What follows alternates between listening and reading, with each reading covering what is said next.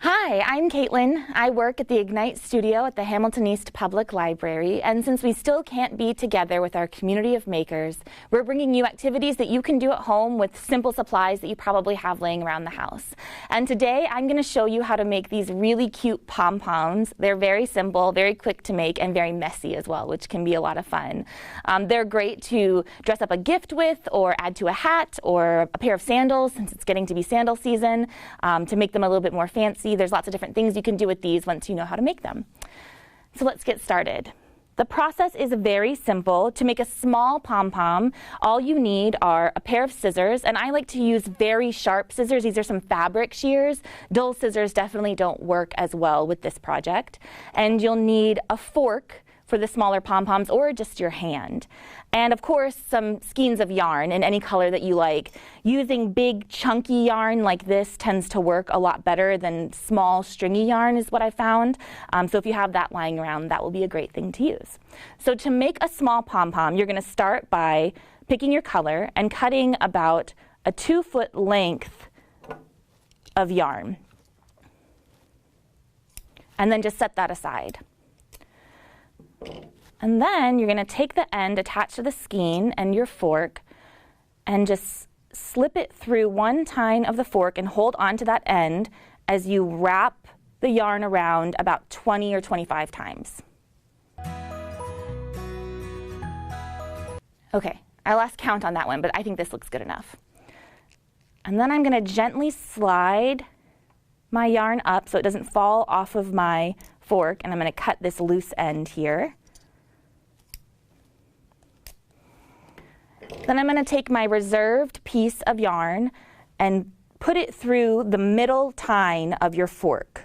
So I like to start at the top and then flip my fork over. That kind of secures it and keeps it tight onto the fork without letting it fall off. And then just wiggle the end through the middle tine of the fork.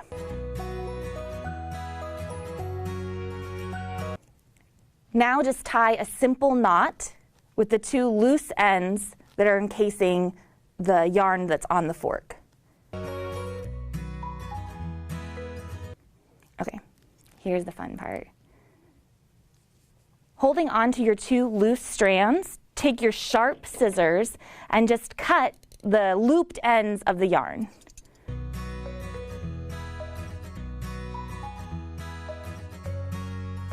He looks a little bit of a mess now, but if you hang on to him and start to bunch him into a ball, then you just kind of use your scissors to shape the pom-pom into the ball shape that we all are familiar with. And this feels a lot like giving yourself a haircut, so it's a lot of fun actually.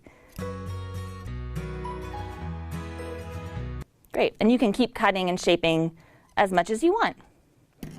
And then you have a cute little pom-pom. To make a bigger one, like this guy here, I'm just going to show you how I can use my hands doing the very same method. So let's set him aside and wipe away some of my fuzz. I'm going to start again by just cutting a 2-foot length ahead of time. And then, instead of using the fork, I'm just going to wrap it around my fingers. And I want to wrap it loosely enough that it can slide off when I'm done. And I'll do this about 40 or 50 times.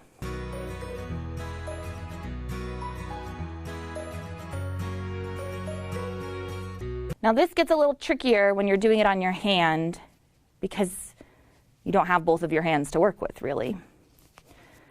So I'm going to take my reserved piece of yarn and do the same thing where I kind of wiggle it through the middle of my 4 fingers and then down beneath the middle of my 4 fingers.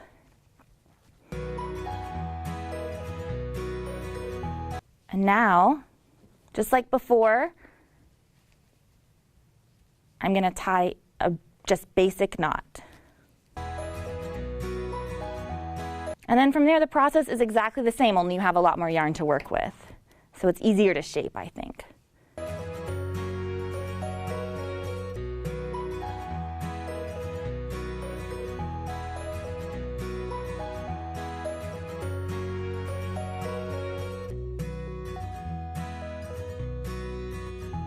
And that's how you make simple decorative pom-poms that you can do a lot of different things with.